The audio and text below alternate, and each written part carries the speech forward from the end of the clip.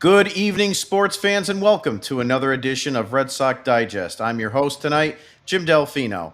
Now, let's just be honest. If I were a Yankee, my batting average would be about 112, my defense would be 3 errors a night, and my best highlight would be me tripping over my own shoelaces while trying to field a routine grounder. I'm basically the Ben Rice of hosting. One minute I'm airmailing a throw to center field, and the next I'm somehow cranking a 419-foot bomb and pretending I meant to do it. Hosting this show is the equivalent of watching the Yankees bullpen in the ninth, terrifying, sloppy, and somehow still entertaining for the wrong reasons. Tonight, joining me is Nick Face. Nick hates losing so much that if he were on the Yankees right now, he'd already have fired Aaron Boone, the hitting coach, the bullpen catcher, and probably the guy who sells overpriced hot dogs in Section 208. Nick is so passionate that when a fan on Twitter disagrees with him about a lineup decision, he treats it like Game 7 of the ALCS. If Nick Face managed the Yankees, their biggest problem wouldn't be the defense. It would be finding a mute button strong enough to contain him during the post-game press conference. Also joining us tonight is Nick Diamond. Nick's the guy who knows the game so well, he doesn't even need to yell. He just cut you down with a one line that hits harder than a Roman Anthony moonshot. If Nick were in the Yankees dugout, he'd have Aaron Boone's job by the third inning because Boone would have already have ejected Diamond's sarcasm alone. Nick doesn't just watch a game, he diagnoses it. He's the guy who will tweet, "This bullpen move is going to blow up in two batters." And sure enough, two batters later, the Yankees are coughing up the lead like it's allergy season in the Bronx. He's got that uncanny knack for pointing out the obvious, the stuff everyone else is too dumb or stubborn to say, and the worst part is he's right 99% of the time. So if Nick ever wore pinstripes, he wouldn't need to swing a bat. He'd just stand on the dugout steps, call out what's wrong, and watch the meltdown happen in real time. The man doesn't argue with Yankee fans, he buries them under the weight of reality. And honestly, there's more damage than Stanton's ever done with a bat. So let's get into it. Your Boston Red Sox are now 70 and 58, sitting 4.5 games currently behind the division leading Blue Jays and a half game behind the Yankees for the top AL wildcard spot. Tonight, the Red Sox beat the Yankees 1-0 in a game that set offense back about 50 years. I'm not sure if I was watching a baseball game or a 9 inning corporate meeting about synergy. Both teams looked like they had never seen a bat before. It was an absolute masterclass in how not to score runs. Then, after 6 innings of felt like a citywide power nap, a miracle happened in the seventh. Connor Wong, probably by accident, hit a baseball. This double scored Nathaniel Lowe, who seemed just as surprised as anyone to be touching home plate. The single run was more run than anyone in the stadium deserved to see. The Yankees, in response, saw this act of offense and decided to stick with their brilliant strategy of swinging at pitches in the dirt. The only person who seemed to remember how to play baseball was Brian Bayo. He made the Yankees hitters look like they were trying to swap bees with a pool noodle. Trevor Story also flashed some leather with a slick double play, giving us a brief 10-second highlight in an otherwise endless void of pop ups and strikeouts. For a moment, it almost looked like a real game.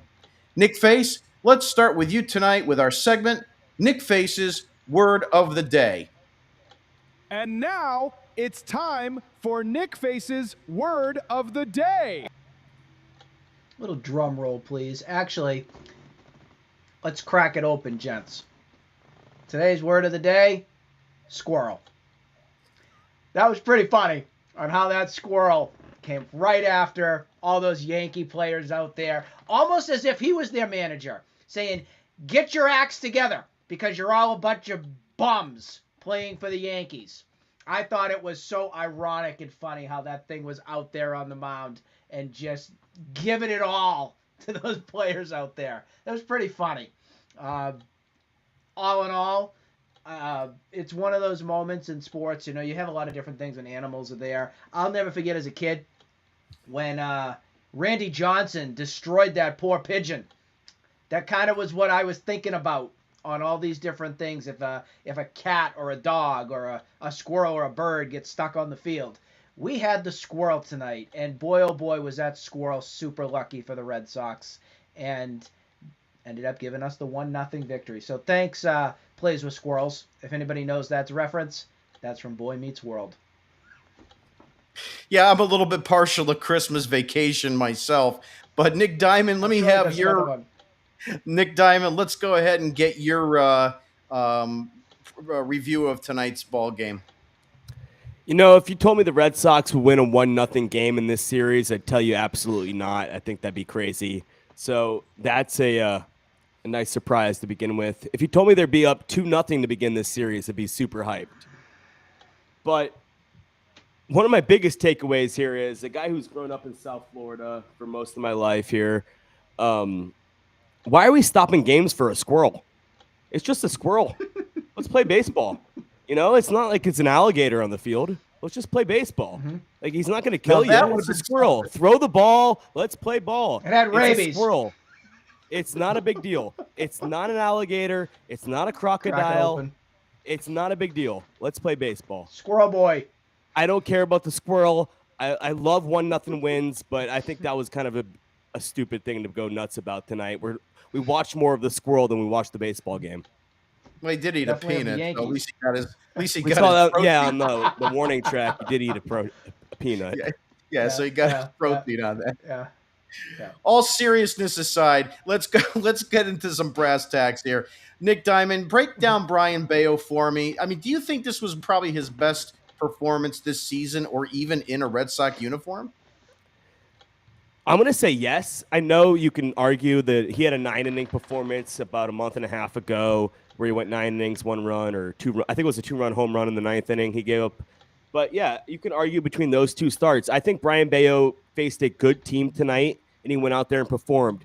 It was 1 walk, 3 hits, barely gave up any base runners. He looked good all night. He was pretty good. So I was very impressed with how Brian Bayo performed. I know he's had good stats against the Yankees in the past, so that's always an encouraging sign for a guy to go out there, grew up in the Red Sox organization, and still pitch good against the Yankees. But right now we're probably going to rely on Brian Bayo. If we make the playoffs, that's your number 2 guy. So you like to see these starts out of him against the good teams. So I'm very encouraged by that. If we look back 2-3 years ago, how we were talking about Brian Bayo as a minor leaguer, this guy could be an ace. He was working with Pedro Martinez.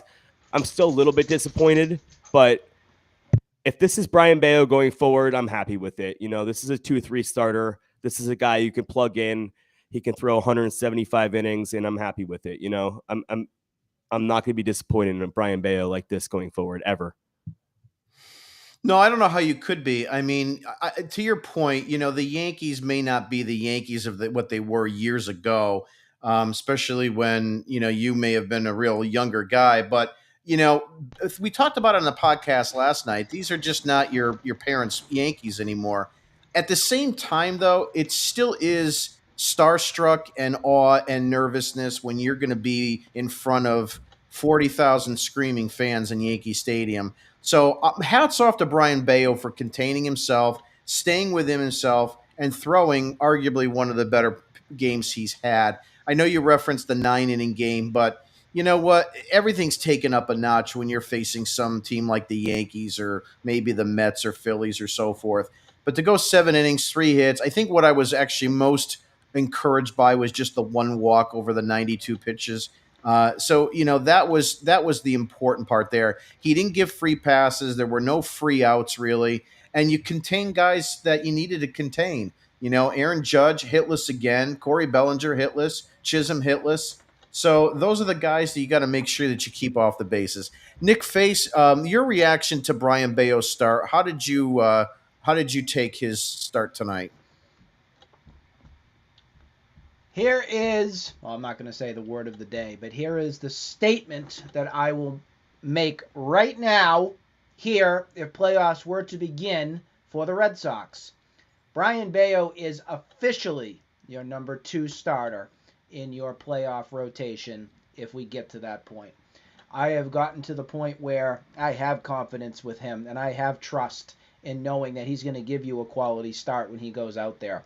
I'm going to go back to, I think it was a couple weeks ago that I talked about the difference in Bayo's maturity and the reason why we've seen a difference in him versus past seasons.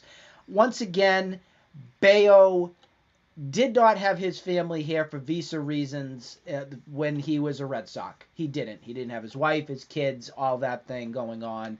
And that can be a really tough time for a professional player, no matter what. No matter if even just a regular person, not having your support that's there to get you mentally into your profession, your job, your anything. That had to be so tough on him. He does have that this season. His family's with him, and I think that that's a huge step in his development here, in having that support around him and knowing that he has everything he needs to be a successful pitcher here with the Red Sox. I think it's a huge point, and I think that's something that we should hit home here in making sure that people know that he has support now. His family's here, and I think mentally he's in the best spot he's ever been as a Red Sox, and we can finally fully see all the hype and all the talk and all the chatter that we were hearing over the years about all the promising things that Bayo was going to develop into. It was huge. The other thing I look at here is Bayo's getting into the category here of being a Yankee killer. He is. I know it's 4-3 as a record, but in terms of ERA and quality starts and being effective, it's getting into the territory here of having full trust when he faces the Yankees. Now, we talked about this last night. Thayer hit it out of the park when he said, this isn't the 2004 Yankees. This isn't the 2007 Yankees. This isn't the 99, the 98 Yankees. This Yankees team is not very good, and they are much more dumb, crazy to say it, than your 2025 Red Sox. It's incredible. I mean, we complain and see every night the Red Sox doing something that makes us frustrated. I actually feel for the Yankee fans right now and having to stomach what they have to put through with some of these guys they have on their roster. I guess sometimes you have to look at yourself in the mirror and say, boy, glad I'm not them. I'll gladly take a few players from them, but overall as a team, yeah, I'll take the Red Sox. Yeah, the Red Sox got the upper hand big time, and now they go to 7-1 on the season against the Yankees. That's a big, huge difference right there in terms of getting the job done and not getting the job done. Well, yeah, you win the season series against the Yankees now, which puts you into a really important position when and if it comes really close to any kind of tiebreaker in that league. But getting to your point a little bit more about Yankee fans and their misery, there's an old saying, go into a circle with 7 or 8 of your closest friends and family members, throw all your problems in the middle of a circle, you'll want to take yours back. So that's just how life is. I had more faith in the Squirrel doing something for the Yankees tonight. I really did. Yeah, I know. I think the Yankee fans probably would have rather the Squirrel be at shortstop than Anthony Volpe. Well, I'll tell you, he was running his nuts off. I'll tell you that much right there. Crack that baby open. Yeah, we could crack that nut. Moving on to something a little bit more squirrely. Walker Buehler, our $20 million number 2 starter, has been regulated now to the bullpen. And my question for you, Nick Face, I'll start with you. Do you think Walker can now be a little bit more effective in shorter stints, that he's not going to be in the rotation anymore, or is he a lost cause? All of you want me to say yes. You want me to say it's so bad, Red Sox faithful. Nope. Ain't happening. Not here. This guy is all in his head. It's up here. It's all mental with Walker Buehler. I don't know what's up with him. There is loose screws or something going on up there. And he is just, like, his comment and everything he said today, he got a little down, but then he's like, I'm going to be a team player and just go figure it out there. I think something happened when he was a Dodger, and he lost something going on in there. And this has been nothing but a disaster here for the Red Sox and having to deal with Buehler. Now, he does have some postseason experience. I'm not going to take that away. He did end the World Series last season. I get it. So if you do need long relief, which this team does desperately, you could have worse options.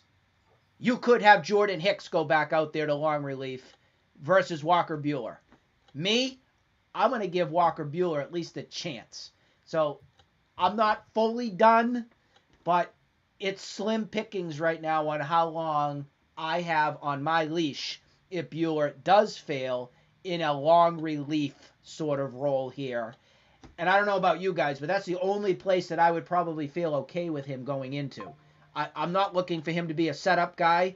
I'm not looking for him to get innings that matter. I'm not looking for that. He needs to earn it. He needs to be in mop-up to start. 6-1, 7-1 Sox, or heck, if it goes the other way, say the Red Sox just don't show up and they get annihilated.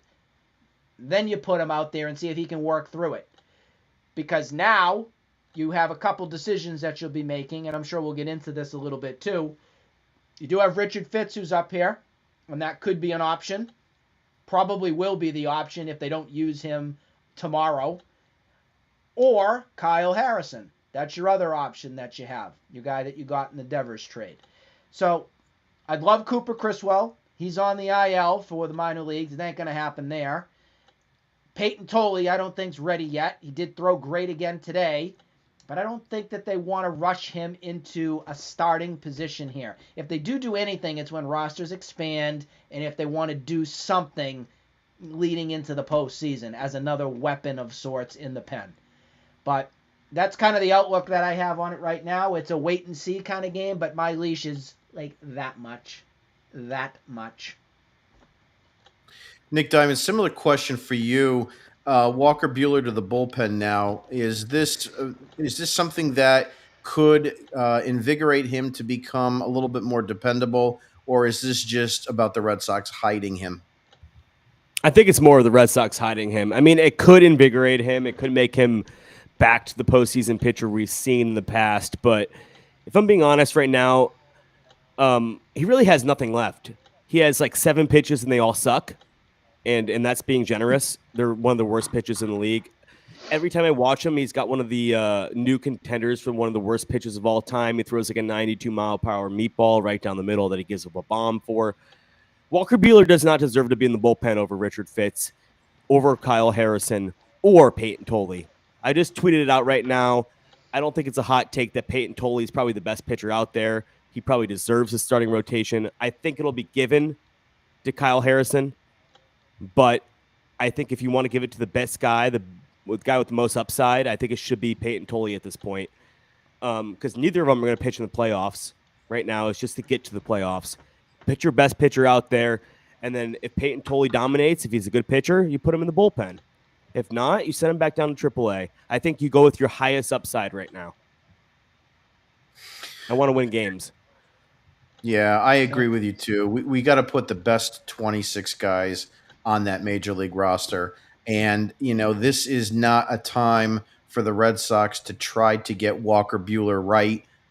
He is here for another 6 weeks. He will be a free agent. The Red Sox will not bring him back. He will not re-sign here. He will not be offered a contract. He will be as done as Corey Kluber and all the other stiffs that came before him. This is over. I just don't understand why he hasn't been DFA'd yet, because in my professional opinion, I don't know what purpose, to Nick Diamond's point, he's going to serve in this bullpen. I don't care whether the Red Sox are up 6 or 8 runs or not.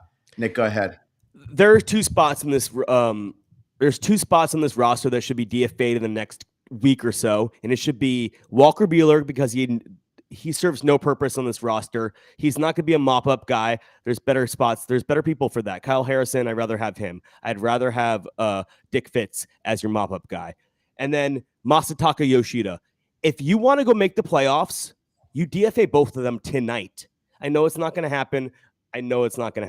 But before September 1st, they both should not be on the roster because there's better options. I'd rather keep the password up when Willier is back than Masataka Yoshida. He's just a better player. At this point, I know he didn't get his hit tonight.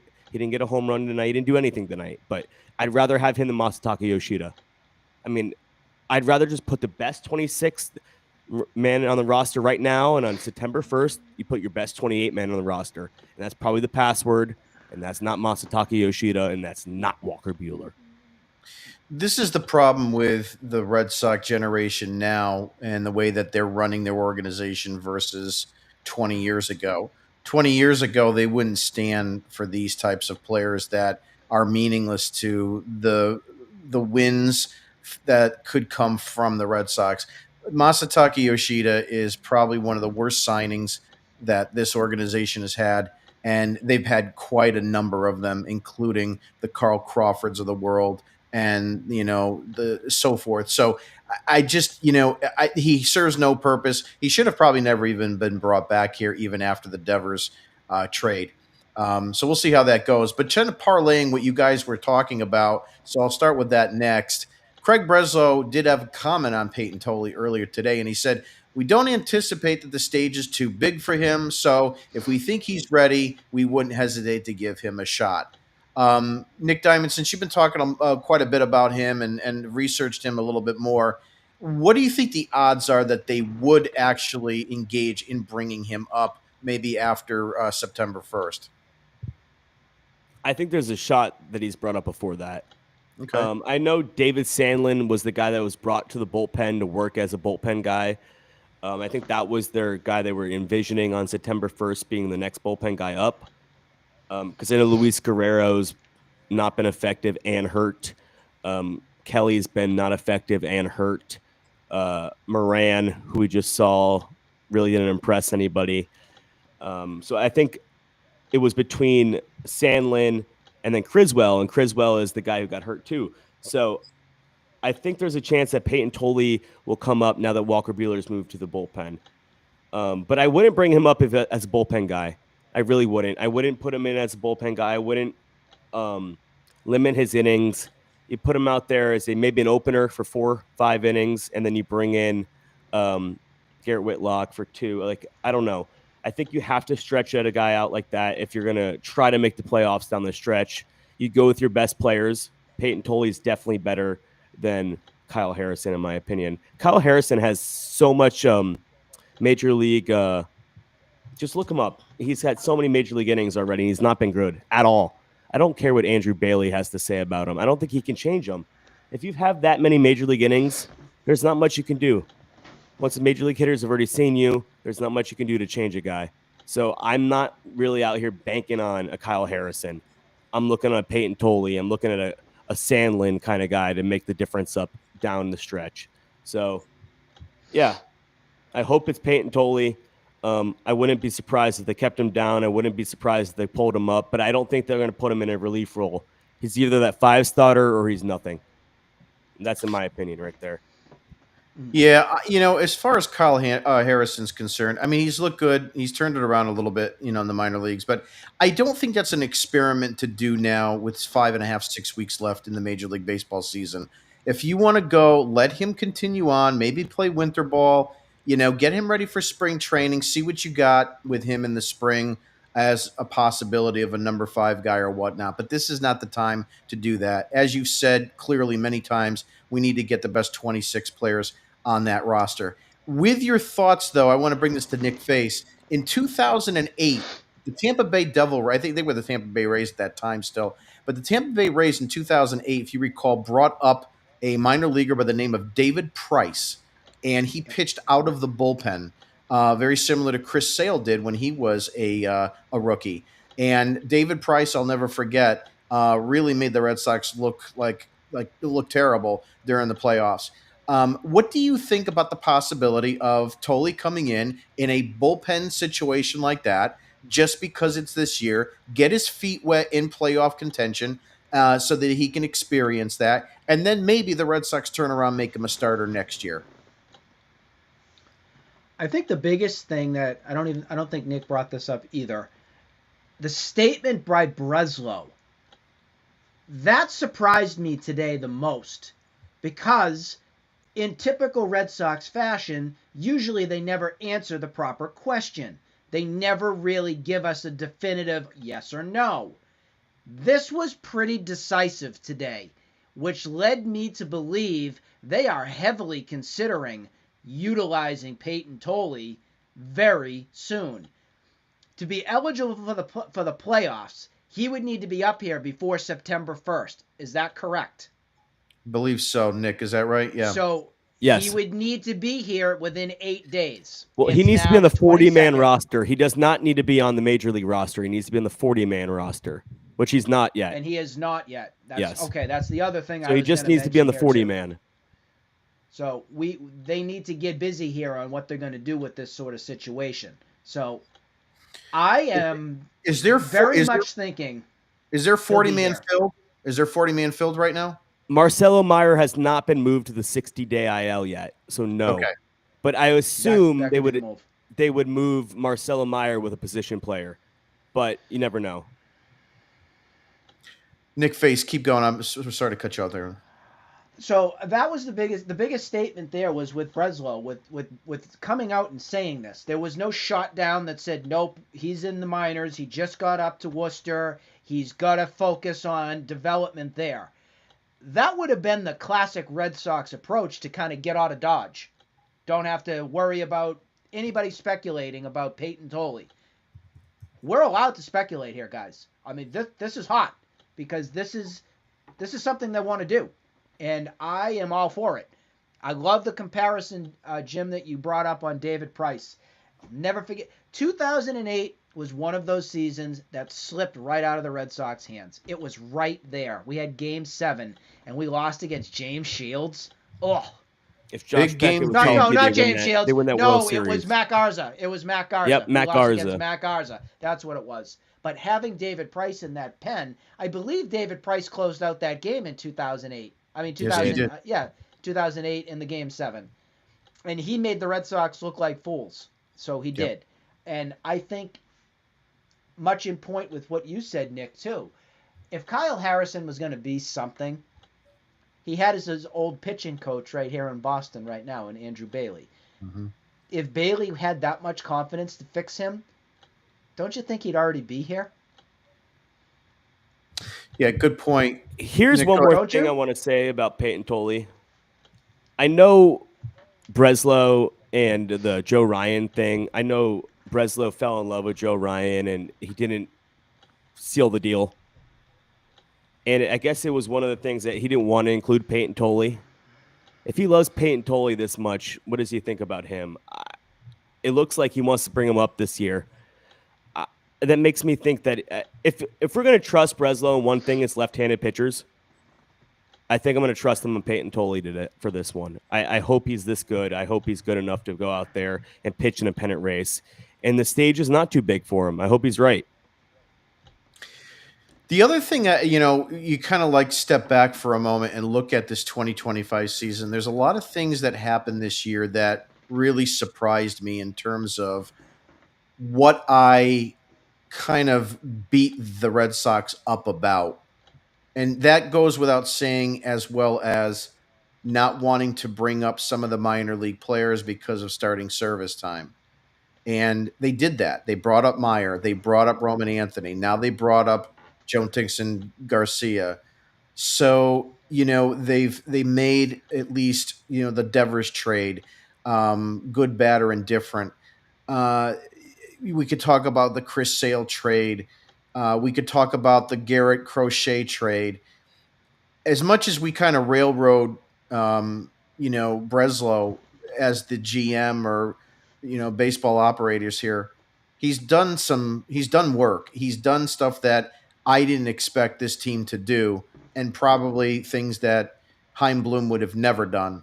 So I do want to give him a little bit of credit. And the reason why I'm kind of parlaying into that is it would not surprise me if Peyton Tolley's on this roster, in the next couple days, because I truly believe that Breslow does now at this point, once he kind of got the okay, that I think something happened. A conversation had to happen where they said, let's go for it. Whether it was ownership and management or Alex Cora, something happened somewhere where they said, let's do this.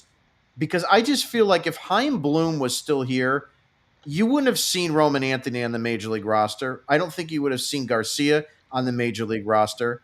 They would have gotten some other, guy off the scrap heap and brought him in and these guys would have been there. And then you run the risk of whoever might become a Rule 5 guy. So I just think that there's a very strong possibility that he comes up.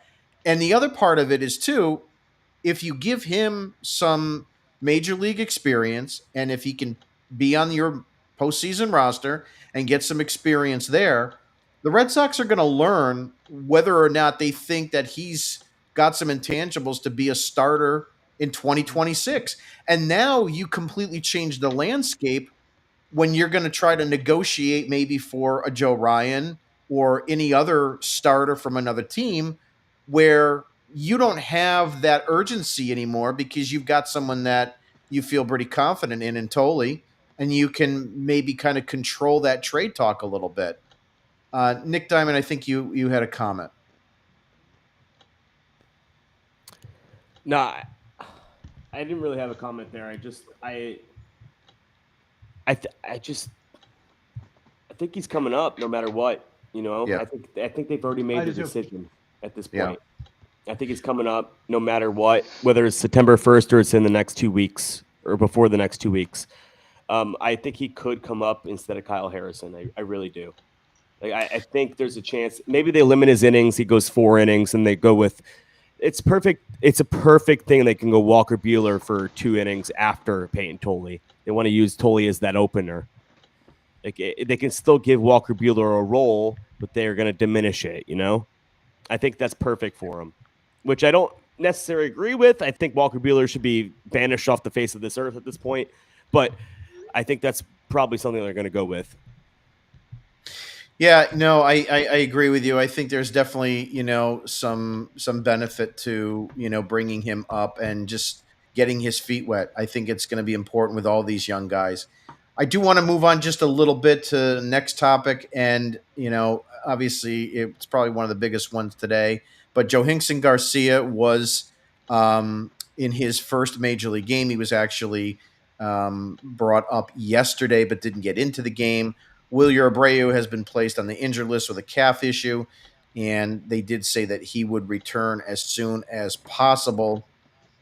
Garcia was on base today, and he looked fine in the outfield. Didn't get a major league hit yet. But Nick Face, what's your reactions to Garcia in the lineup and batting 5th? I was surprised on that. I know a lot of this had to do with Roman Anthony was under the weather. That's what Alex Cora said, whatever that means. So they put him into the outfield, batted him 5th. It's going to take him some time. I don't want to get all up in arms if we start seeing nothing out of the gate for Garcia. Let's hold our roll, slow our roll, number one. And remember, Roman Anthony didn't do really anything when he first came up. He needed a couple weeks to get himself settled. I'm kind of getting a little soft now as I see some of these guys start to develop. And I've always been an instant. I need to see this right out of the gate. I need to make sure that this player's doing X, Y, and Z. Right now, for his role, he's in for Abreu. He's going to be in probably against lefties. Who knows? Maybe he'll pinch hit a little bit here and there. I don't see a large role for him as the season progresses here. He's just here out of necessity because we need another person. So I want him to succeed. Don't get me wrong. And I think over time he'll be fine. But I don't think we're going to see the same comparison here on Roman Anthony versus Garcia. So I want to make sure fans stay calm. It's not the same player. He has potential to be good, but I think we need to play it out here and see what happens. Nick Diamond, similar question to you. Is Garcia an impact up-and-coming player, or is he going to be more of a nice platoon or everyday Trot Nixon type player moving forward? I think I have a little bit of a different take here. I think Garcia, or the password, whatever you want to call him, is going to be closer towards the Rob Refsnyder role than the Wilyer Abreu role. I think he's only going to face lefties. I think that's why we saw him in the 5 spot today.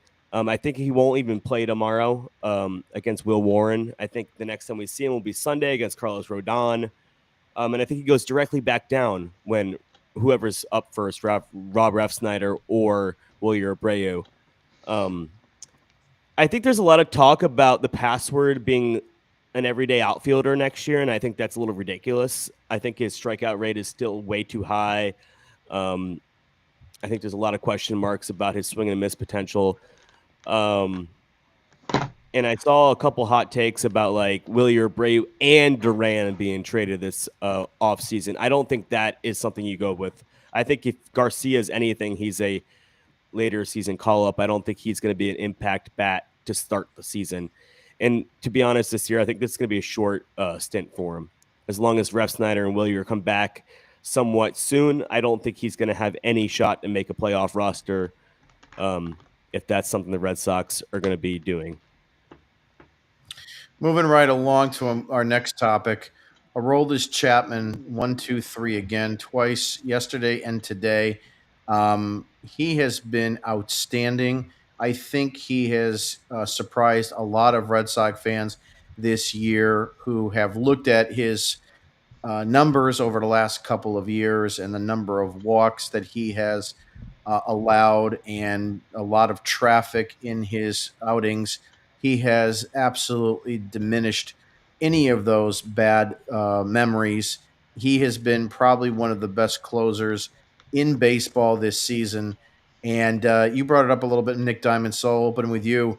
Is he better than Koji Uehara in 2023? I had a couple weeks ago, maybe a week and a half ago, I put a tweet out with both of them, and what you saw was he was trending to have a very, very similar season. So if you want to go straight off earn run average ERA, tonight, a 1-2-3 inning saved by Aroldis Chapman got his season ERA down to 1.08. If you go back to 2013, where Koji Uehara finished 7th in the Cy Young and 19th in MVP voting, he had a 1.09. If you go with Chapman, he has a higher K per 9 by a decent amount.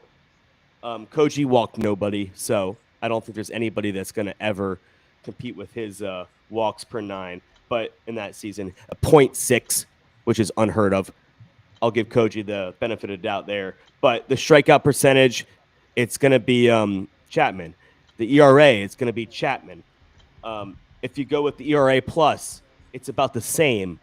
That is a league-wide stat where it's a league average, so that's how good you are above the league average arm. So What's he in the 200s? Was he in the 200s? They both are in the 350s. Wow. In 2013, Uehara was at 379. Chapman's about 360 something right now. Baseball Reference doesn't update right away. It's going to wait till tomorrow morning, but it'll be about 360 by tomorrow morning. So, yeah, they're very, very close. Koji didn't walk anybody. Chapman strikes out the world. This is a very, very cool race to keep part of here. Koji was dominant in the playoffs, which is really something that we kind of forget. He had that one bad outing, the Jose Lobaton home run. Besides that, he was pretty dominant. So we'll see how Chapman gets this year. It's cool to see him shutting out the Yankees in Yankee Stadium. Something I was a little bit nervous about, him coming back to Yankee Stadium with the Yankee fans, but he shoved it right up their butts tonight. So good for Chapman. Nick Face, 30 seconds. Your take on Chapman. I loved Koji. 2013 was just such a peace of mind. It was 9 pitches. You're done. I didn't have to worry about it. A guy that never was thought of as a closer jumped in. He was like the 4th guy up after all of our disasters that we had for that season and absolutely flourished in that role. I want to say Chapman is going to be in that same category, but there's one caveat to that. The caveat is go win the World Series. Yeah. I think in Chapman. Think in 2013, I think Joel Hanrahan was the guy that we had traded for, and I think it was Hanrahan, then Bailey. Yes. They both had chances that year. Bailey got hurt. Hanrahan got hurt. Then we gave it to, I think it was Andrew Miller. Zawa or was around Andrew then. Miller was in there. Tazawa was in there too. Yeah, Andrew Miller was in there too. It was crazy. Manny Del Carmen. He might have been in there another too. one. That might have been the last year of Manny Del Carmen. Next topic, real quick, 30 seconds. Nick Diamond. Justin Slayton pitched again today. He had one unearned run and fanned 2 in 1 inning. If he comes back, tell me about, I think it would be a formidable weapon. Him in the 7th, Whitlock in the 8th, Chapin in the 9th. It's got to be probably one of the best back end bullpens in the game, no? I agree. You need Justin Slayton back. He would make this team way deeper. If you're just trusting Chapman and Whitlock in the 8th and the 9th, I think you are going to lose a lot of games in the playoffs because I don't trust Bayo and Giolito to get 7 innings. Absolutely not. 6 at most, 5 would be great. Justin Wilson starting coming back down to the mean, kind of. But if Justin Slayton can step back right in that 7th inning role, the Red Sox will look great. The bullpen's been kind of a strength. At least their high leverage arms have been a strength this season. The low leverage guys like Akala and etc. have been terrible, but the high leverage guys have been great. If we can get Justin Slayton back how he was, at least at his prime. I know he had a little bit of a mess up this year where he had like a 5-6 outing hiccup, but when he's good, he's good. So if we can get him good, the Red Sox have a good chance to make the playoffs this season. And as long as we're looking good. I think tonight we passed the Yankees. We're now a half game up on them. If we can get the home field advantage and we play the Yankees in the first round, I will feel confident. I mean, since 2004, the Red Sox have pretty much dominated the Yankees in the playoffs. Nick, take 30. Nick Face, 30 seconds on your take. The biggest thing here for Slayton is health. He's been injury prone. There's been countless opportunities here that he's been getting. When he's on, great. I have no issues with it. We want him back here to lengthen out this pen. I don't think he goes into the 8th. I think that's Whitlock's. Don't touch him from that. Don't. That is his spot. But if they need to go, Whitlock's got the first game, Slayton's got the second, do some sort of a rotation of sorts there and make it work, you'll be in good shape. I do have faith in Slayton getting back, and it'll be a big boost to the pen on another quality arm that they can attack. Yeah, I totally agree. A couple chats. Dave DePerry says, Harrison, I guess, totally in the pen. Wilson's been struggling a little. I don't want to wear down Matt's. I agree. They've been relying on Wilson way too much. Matt's, I don't know. He's just been there, kind of like, I don't know, like a pimple that won't go away. I don't know. I don't have really a lot of faith in him. He's been okay. I just didn't like the fact that he gives up a home run to a lefty. That's a bigger issue. And then finally, Boston Maniacs, to give you a little credit there. You want to come on? Well, if you do become a founding member of Red Sox Digest at redsoxdigest.com, you are invited for a free episode to come on with us and chat. It's a $500 fee. $500 fee per month. No, to be able to do that. Final thing tonight, just to kind of talk about tomorrow's game. Crochet against Warren. Nick Diamond, 30 seconds. Your prediction. Let's win. Crochet dominates again. Let's go. Let's win. I mean, I don't think I would have taken this 2-3 days ago, but after two nice close game wins, let's go win tomorrow. Why not? Exactly. Nick Face, 30 seconds. We have a chance to actually sweep the Yankees after the Orioles just swept us at Fenway. How like funny is that? Maybe not funny, but how like ridiculous is that? I guess that's the word. I got one more hot take here. It's crazy. I think the Orioles have a chance to do something crazy. I don't think they're bad. I really think they're a good team. I think I predict them to win the division going into this season. I really think they have a decent team going forward. I mean, I know it's probably a little too late, but I wouldn't be surprised if they finish around 500. It was just a bad first It was half a for bad them. like 30 Nothing was games. going their way. They went like 10 and 20 to start. They just Yep. had a bad 30 games. They had no pitching. Yeah, to your point, Nick Face, it'd be great to do a 4-game sweep of New York in Yankee Stadium. They swept in Fenway Park, I believe it was, in June. So let's keep this going. Very important game tomorrow because at this point, a split almost feels like it's a waste. So especially when you got, probably one of the two best starters in the game going tomorrow. So let's take 3 out of 4 minimally. If we can sweep them, all the best. But how Core is going to be on Sunday with his B lineup, so we'll have to watch for that. That being said, I'd just like to remind everybody, please definitely go ahead to our website at redsoxdigest.com and subscribe to be a member of our daily newsletter where we have recaps of the games as well as our Fenway flashback, talking about the 1975 Red Sox season. And hopefully you sign up for that. Nick, go ahead. We forgot our one thing, and I do have Do one ya? person. All right, to be all right, our all right. our Hold on a minute. dipshit. Let me get the music going. All right. Play it. And now Play it's it, time Alice. for everyone's favorite segment, The Dugout Dipshits. Nick Face, who's your dugout All right, dipshit of the here day? it is. So we had some interesting live chats that were going on tonight for some weird reason that we haven't seen from before. I'm going to give it to David DePerry. He's going back and forth with us, and I was talking about David Price on how he was a weapon for the Rays in 2008. His comment was he didn't make them look like fools. They had the bases loaded, and he struck out J.D. Drew on a pitch that was a ball. That's the point. He struck out J.D. standing there like a statue. Drew. That's the point. They also lost. I don't celebrate losers. I just don't. 2003, same deal. It was a heartbreak. Tim Wakefield gave up the home run to Aaron Boone. I don't celebrate that. I don't have a trophy in my room that says, oh, look at this wonderful wild card win. Same goes for 2000. I don't celebrate that. No. So you are in the dugout, my friend. Sorry.